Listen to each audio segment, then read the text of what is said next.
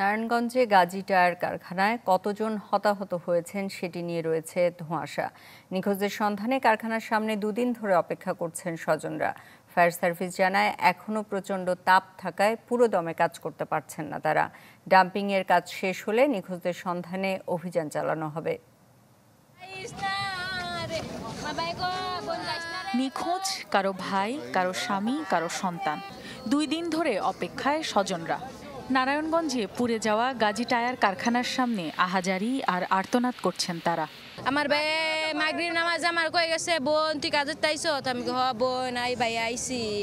কয় ভাইয়া বোন তুই এদিকে যাইস না, শরম শরম যাইস না। এটা সম্পূর্ণ একটা চক্রান্ত। এটা সুষ্ঠু বিচার চাই বাংলাদেশের সবার কাছে। 25 তারিখ রাতে 9টা থেকে আমার ভাই নিখোঁজ, এই জায়গায় আইসে আটকা পড়ছে। কর্তৃপক্ষের অভিযোগ, একদল দুর্বৃত্ত কারখানাটিতে আগুন দিয়েছে। লুটপাট করতে এসে অনেকে আটকা পড়েছেন বলেও দাবি তাদের। 4টা থেকে 4:30 হরিলুট করছে এবং সন্ধ্যার সময় কারা জানি না এই আমাদের পিছনে যে শেডটা আছে, আমাদের ক্যান্টিন যেখানে আমরা লোকজনকে খাওয়াতাম, সেখানে একটা আমাদের পলি ব্যাগ বানাতাম, সেই জায়গাটা তারা আগুন দিয়েছে। আমাদের 3 নম্বর শেডটাতে তারা আগুন দিয়েছে। ফায়ার সার্ভিস জানায় আগুনে পুড়ে যাওয়া ভবন থেকে এখনও ধোঁয়া বের হচ্ছে। 6তলা ভবনটির বিভিন্ন অংশ ধসে পড়েছে, রয়েছে প্রচণ্ড তাপ, তাই আশপাশে যেতে পারছেন না কেউ।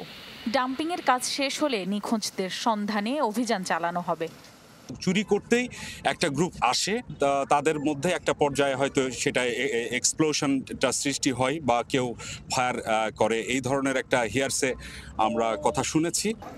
আগুন দেওয়ার ঘটনায় অতিরিক্ত জেলা ম্যাজিস্ট্রেট হামিদুর রহমানকে প্রধান করে 8 সদস্যের তদন্ত কমিটি গঠন করেছে জেলা প্রশাসক। গত পরশু যে অগ্নিকাণ্ডের ঘটনাটা ঘটেছে এখানে, এই ঘটনাতে আমরা অতিরিক্ত জেলা প্রশাসক, আমাদের অতিরিক্ত জেলা ম্যাজিস্ট্রেটের নেতৃত্বে একটি কমিটি করেছি, সেখানে অতিরিক্ত জেলা পুলিশ সুপার রয়েছেন।